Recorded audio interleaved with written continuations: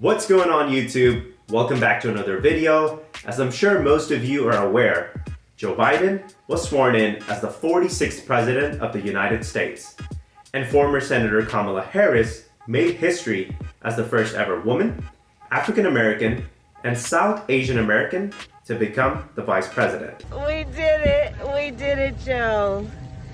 You're gonna be the next President of the United States. Now, last week, we talked about Biden's $1.9 trillion economic plan.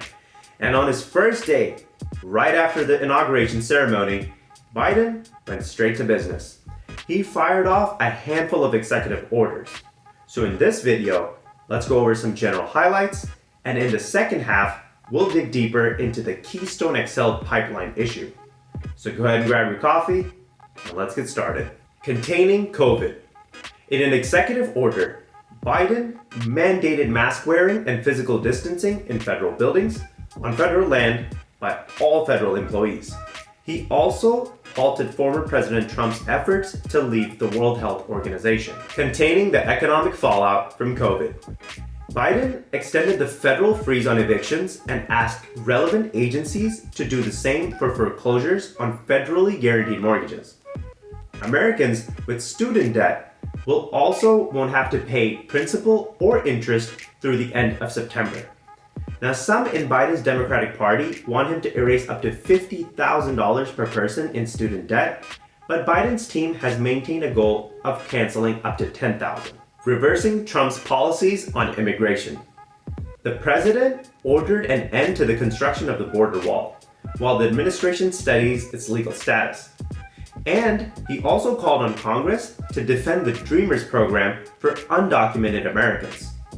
Biden also ended the travel ban targeting Muslim-majority countries, and his broader immigration platform involves creating a path to citizenship for an estimated 11 million people. Combating climate change. Biden signed a letter indicating that the US will rejoin the Paris Agreement, which Trump had pulled out of. He also took action on other environmental issues by overturning softer standards on emissions, imposing bans on oil and gas leases in the Arctic National Wildlife Refuge, and lastly, revoking the permit for Keystone XL Pipeline. Here's a refresher on the Keystone issue. The Keystone XL is a planned 1,210-mile detour from the existing Keystone Pipeline, which runs from Canada's Alberta province down to the Gulf Coast oil refineries in Texas. The Keystone XL would haul 830,000 barrels of crude oil per day through Montana, South Dakota, and Nebraska before reconnecting to the original pipeline as depicted in this graphic.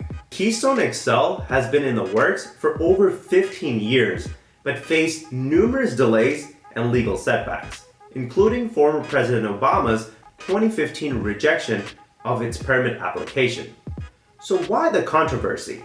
Environmentalists strongly oppose the pipeline for three reasons. One, it's an $8 billion investment in harmful fossil fuels. Number two, it cuts through protected wetlands and tribal lands.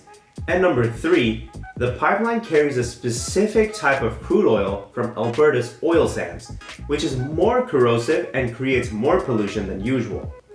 Some major banks have stopped financing all oil sand projects because of the climate impact. Canada's ambassador to the US says that oil sands production and emissions per barrel have improved significantly since the project was first announced. And Canadian Prime Minister Justin Trudeau and supporters of the Keystone XL argue that this project will reduce reliance on foreign oil and create jobs. Now, the Keystone XL Pipeline's developer insists that this project won't be like other fossil fuel projects. And last week, before Inauguration Day, they tried convincing Biden by pledging $1.7 billion in solar, wind, and battery investments, committing to net zero emissions after starting service in 2023, and presenting a $785 million stake in the project for Indigenous tribes. Now, even though the Canadian portion has been under construction for months, these measures were simply not enough to convince the president, and the permit was revoked. It is tough out there for a pipeline. In the last year, the Atlantic Coast Pipeline was canceled, a judge temporarily shut down the Dakota Access Pipeline, and now the construction for Keystone XL comes to a halt. Leave your thoughts in the comments below about renewable energy versus fossil fuels. And if you support clean energy, then what will be your approach to phase out fossil fuels and transition to renewables? If you find any value in these videos, be sure to like and subscribe for more, as it helps the channel grow. And as always, thank you so much for watching. My name is Arif, and this is Morning Coffee.